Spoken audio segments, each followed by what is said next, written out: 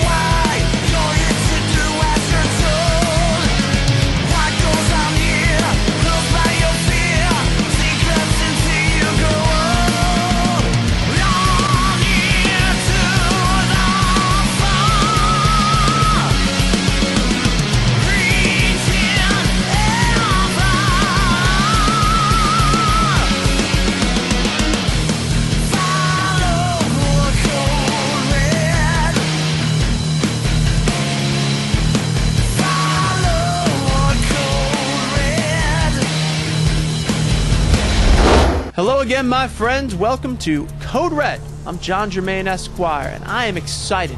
I am beyond excited because it is Super 8 season. And the next 2 weeks here on Code Red, we're looking at this year's field in the 2014 Super 8 tournament, the biggest, most important one-night tournament in all of professional wrestling.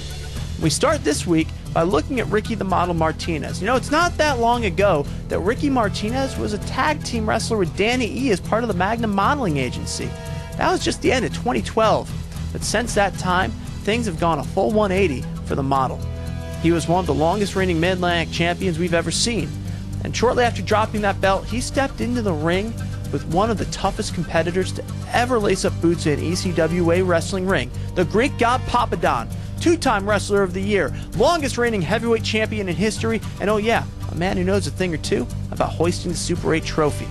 Well, with all those accolades, the one thing that Papadon can't say is that he's ever beaten Ricky Martinez. Stunner of stunners, Ricky Martinez walked out of their match at Spring Battle 3 the winner. But how it happened, well, it has to be seen to be believed. You can see it right now.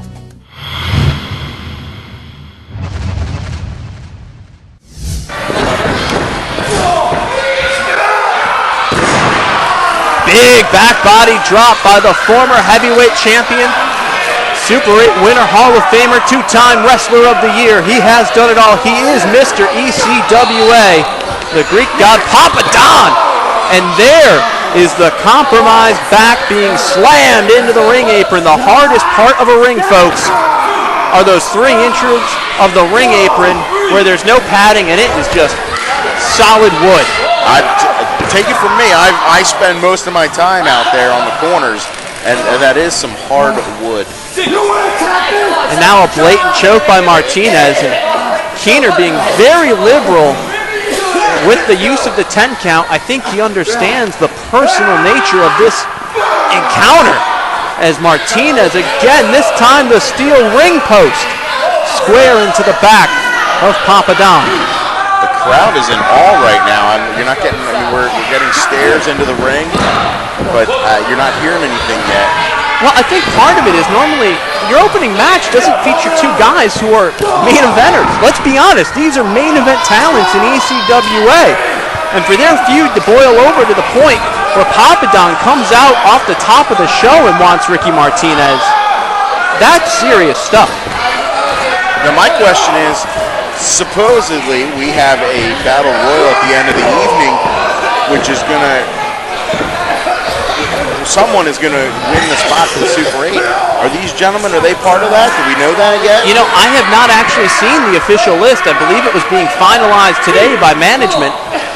But suffice to say, you know, even if you get beat up, if you're Papadon, you get beat up in this contest, you've got till the end of the night to recover. So there's that. Although he'd much rather beat Ricky Martinez, recover, and go to the Battle Royal at the end of the night. Meanwhile, in the ring, it has, I'll be frank, all Ricky Martinez all the time in this matchup. He has really controlled the former heavyweight champion. He keeps throwing him into that corner. He's working on that back. I mean, that's a smart thing to do on his part. It has been a tactical assault by the Model. Okay, so now the fans, they are not in, They're warming up now with the boos for Ricky Martinez.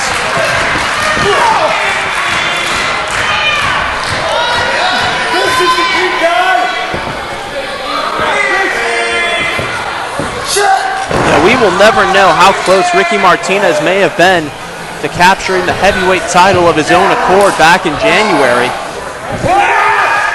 Nice suplex. Because he was perched on that top rope and looked like he had things in control. Cover. 2 count only.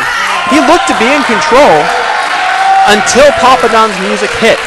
It was the Deus Ex Machina of that match, changing the outcome and allowing Kikoa to win. Now, would Kikoa have won on his own? Entirely possible, but we'll just never know. It is the lingering question. Anything can happen. I mean, I thought Ricky was going to do it that night. I honestly did. Well, it is still Ricky Martinez working a deep bear hug, wrenching that lower back of Papa Don. I can't remember the last time I saw Papa Don controlled like this. Now he's back to vertical base, trying to fight out, and does with a couple of back elbows. Crowd's into it now. We're cheering for Papa Don.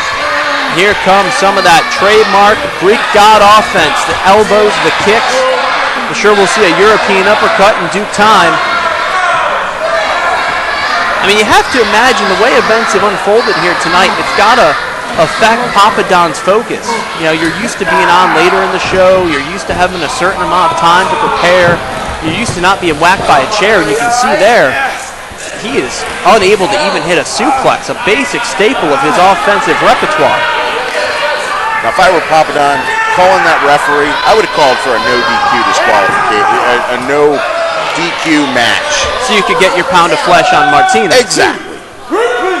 There's that middle rope European uppercut. Cover. 2. And a kick out.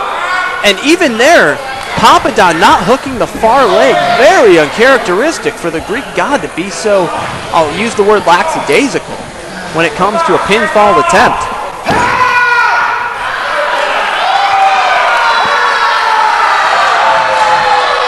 Come on, Papa Don, you need to get on him.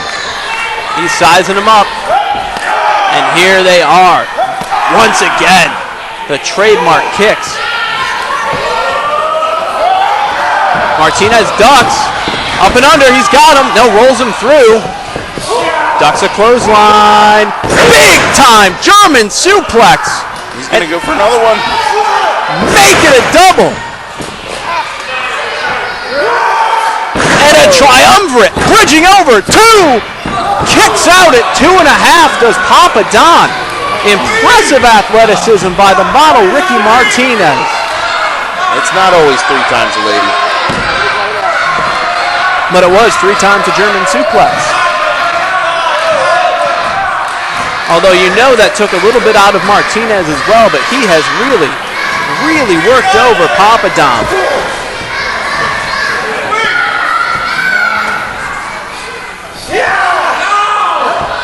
Martinez gets him up. Papa Don fights out.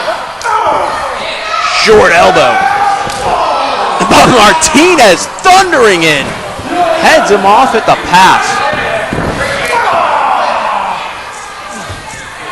It's incredible to see how they're almost reading each other's minds at this point. And again, Papa Don unable to endure the weight of Ricky Martinez's body. Martinez has him up. Takes him down. Could that do it? Hooks the near leg cover. 2. Kick out at 2.5. You know, I am seeing one thing that is missing right now from this picture, and there's no Renee Michelle out here. That's a very apt observation, although I almost wonder if it's not a benefit for Ricky Martinez in this instance to just have one thing to focus on, and that being Papa Don.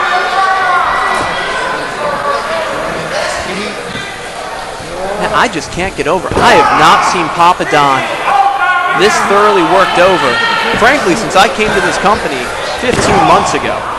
Now bear in mind, most of his matches don't start with him laid out with a chair before the match even begins.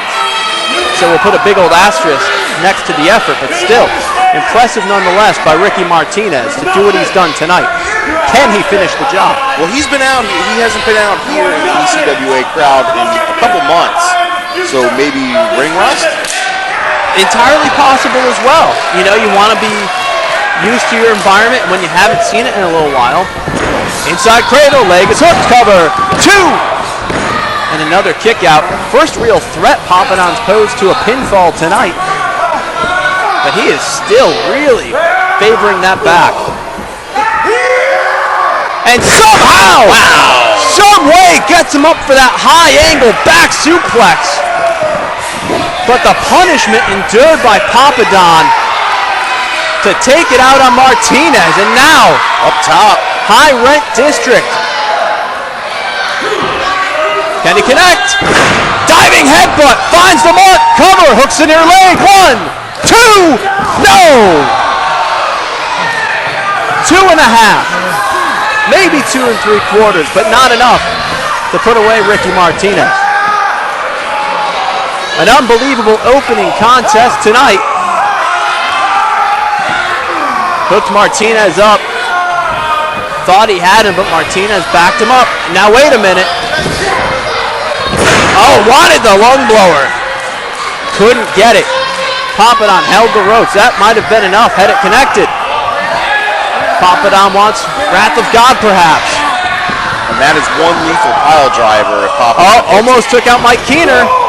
And with Keener distracted, turned around from the inadvertent contact, Martinez hits a low blow, and Keener never sees it. And he connects!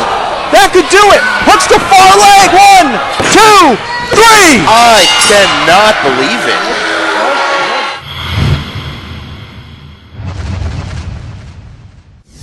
From tag team wrestler to Mid-Atlantic champion to defeating the man who frankly has been the man in ECWA since anybody can remember.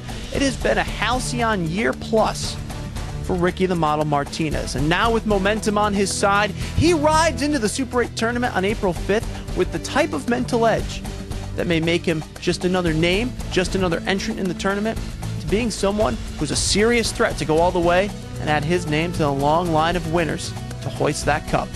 Well, hey, when we come back on this episode of Code Red, we're going to take a look at 3 other entrants in this year's tournament, let you take a look at some of what they've been able to do in the ring before, and then we'll put a bow on this thing. So, hey, stay tuned. You're watching Code Red.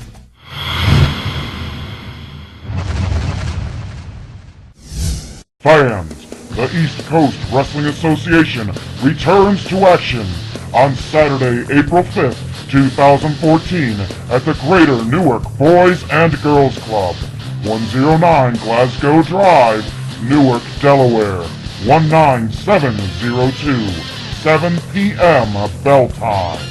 Tickets are $15 in advance and $20 at the door. Kids 12 and under are just $10.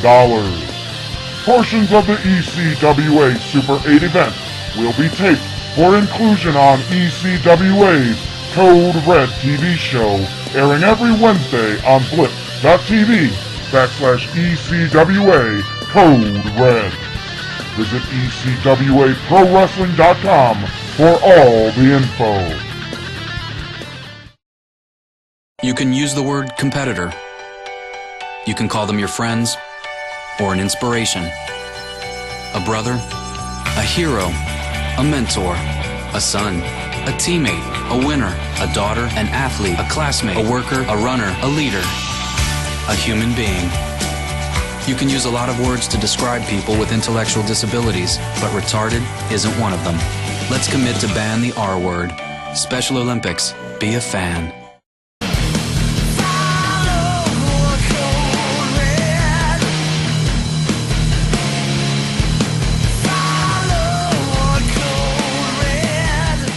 You know, ever since the Super 8 tournament was created 18 years ago, there have been plenty of imitators, plenty of folks trying to replicate the success that's been had here in the ECWA. The reason they can't, the reason they never will is simple.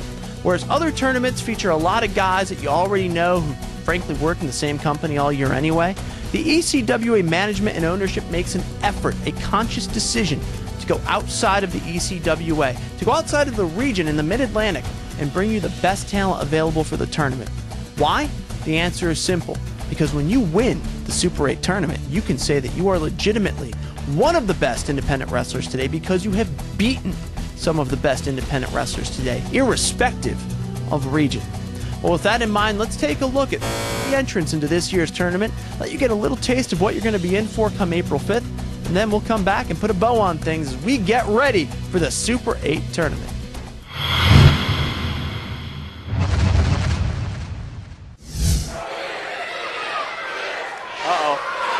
And he's not very happy. It's Papadon. Cross with a number of shots. Has that separation. And again, Papadon pulls him back in. And a belly-to-back suplex. Not just a belly-to-back, though. That was a little bit different. The way he let him go off to the side and drop down, a little more impact there. And now it appears for the moment that the Greek crowd, it looks like he's going to the top, and he's taking way too much time right now. We've already mentioned the resiliency of Matt Cross, and now we can mention the arrogance of Papadon. And this will show you, talking about a new breed of wrestler, a new class of athlete. These guys are big, they're jacked up, and they're flying off the top rope. Here he goes. Going for the flying head, but he didn't get it. Shades of Harley Race there with that one. Matt Cross, this might be the opportunity he needed. He's wrestled all over the world. He's feeling it. He's won titles in all different countries. He's competed against the best that this business has to offer. And here in Burning River Championship Wrestling, M-Dog 20 looking for something deep here against Papadon. They're coming for him. Listen. M-Dog feed. He's got the boot in the face. That's going to get a little separation. Papadon off. He's on Dream Seat. Cross to the top rope. Oh, up and over. It's just sick. Ducking the clothesline, coming in with one of his own. Cross picking up some steam.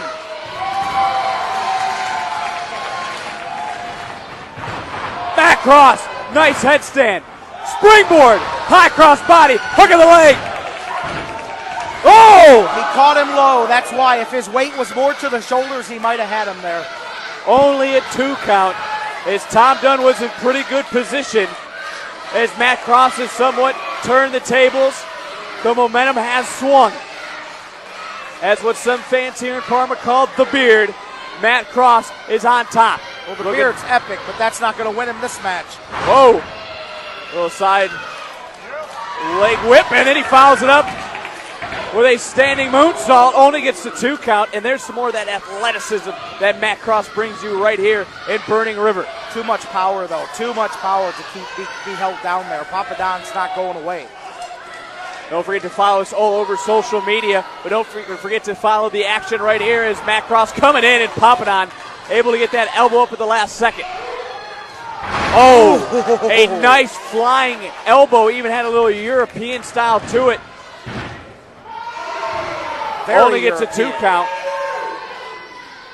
As Matt Cross, you can see his hand on his face on that bottom right part of the screen. Might have been counting his teeth. Now it was only 2.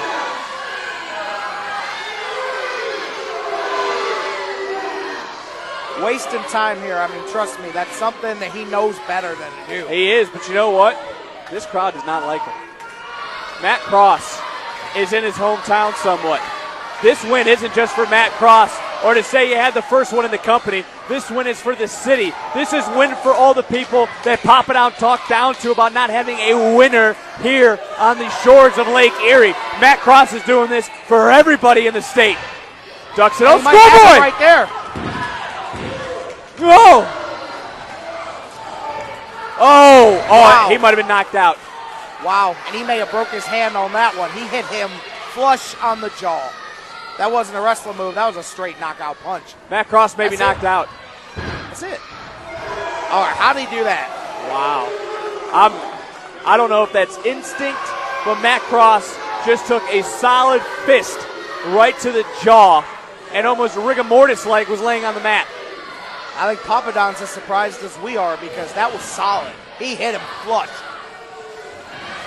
Papadon looks to be a little frustrated. As you can see, maybe that frustration starting to build. The Greek god, he's used to things coming easy to him. Nothing's easy when you take on a guy like M-Dog 20. He's thinking about exactly what you just said. What do I got to do to put this guy away? Cross got some rubber legs, having to use the ropes to help him out. Now Papadon going to help him maybe to the top rope. Oh, I thought he might have been going for a big suplex, but he's going for an even bigger suplex.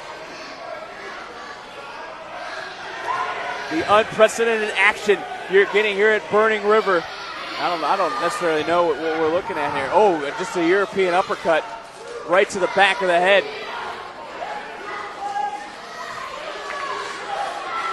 And I think, and correct me if I'm wrong, J-Rock, Papadon's worrying a little bit too much about the people on the outside of the guardrail and not about the guy sitting on the top rope. Yep.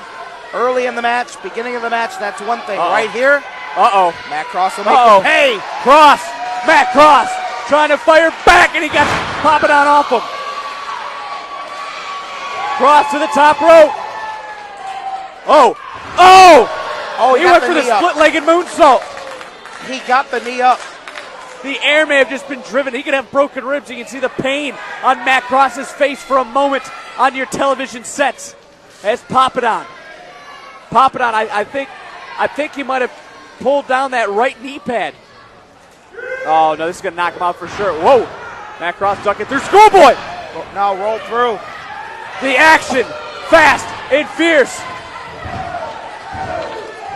Oh! I thought Matt Cross was going to be able to put him away with his patented pump kick right to the temple. The whole building did. I mean, I think Matt Cross did too, obviously. Cross is shocked. Papadon is shocked. And what a match, J-Rock. What a match here in the main event in front of this jam-packed crowd. These people off their feet, giving them respect, and deservedly so. Cross following in. These two guys back and forth action. Look. Cross going up.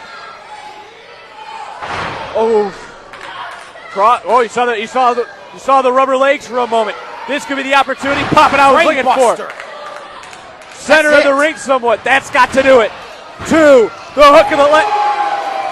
And Papadon is arguing with the official. He's going for another cover. That time he doesn't get it either. I like Tom Dunn, but that must have been slow the first count because, man, how did Matt Cross kick out of that? Can you think of a better way to kick this thing off on TV? What a main event. Is this pro wrestling or what, This Nick? is the definition of what pro wrestling is about and the new breed of pro wrestling that is Burning River between this main event matchup of Papadon, who's looking just to end it. Possibly looking for that pile driver. He's going to get it out of a big backdrop. He was looking for In God I Trust. And right now, Cleveland is trusting in Matt Cross to pick up the victory. It's the bottom of the ninth. The Tribe's down by a run with 2 outs. Can they come back here? Whoa, Cross up and over. And Matt Cross, one step ahead of Papadon. Cross wait. A huge move. Papadon's on his back. Cross going to the top. You know Matt Cross, home sweet home. He's perched high above. Shooting star press. Death from above. And Matt Cross got it. Ladies and gentlemen, here's your winner, Matt Cross. A standing ovation. The energy through the roof here in Parma as Matt Cross, M-Dog 20. He won it for him. He won it for the fans as the first main event victor in Burning River history. Look at the exhilaration on his face with that victory. You could tell he was truly happy with that victory, as you said. And now another accolade to go on the resume of Matt Cross as he wins the first main event. And what a main event it was here on Burning River TV, Vic. For J-Rock, I'm Vic Trivigliazzi. You have been watching Burning River Championship Wrestling.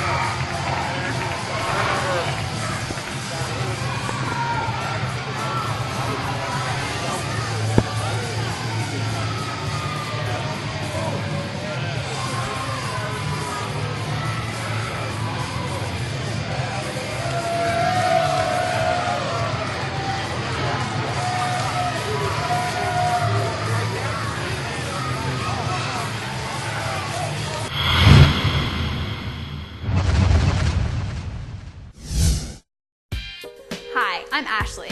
This is Food for Thought from the Delaware Department of Agriculture.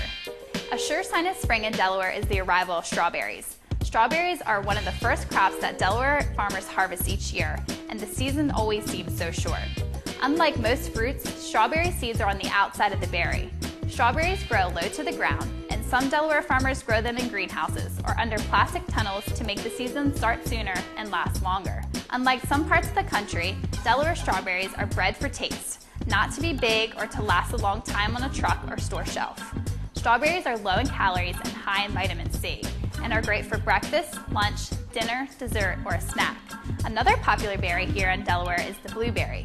Blueberries grow on shrubs and conveniently become ready for harvest shortly after the strawberry season ends. Farms that allow consumers to pick their own blueberries are very popular, and many families enjoy picking berries as much as they do eating them, making it a day in the country with kids of all ages. Blueberries turn blue when they are ready to be picked, and the fruit is sweet and versatile. You can eat them raw, put them in your cereal, and like strawberries, they make great pies, jams, jellies, muffins, and ice cream. Blueberries are a great addition to your diet, as they are high in essential dietary mineral manganese, vitamin B6, vitamin C, vitamin K, and dietary fiber. They also prevent some diseases. Your best bet for buying fresh strawberries and blueberries is your local farm market. Some supermarkets sell locally grown berries, so be sure to look for signs telling you where they were grown. Fresh fruits that taste great and are good for you, Delaware grown strawberry and blueberries. That's Food for Thought from the Delaware Department of Agriculture.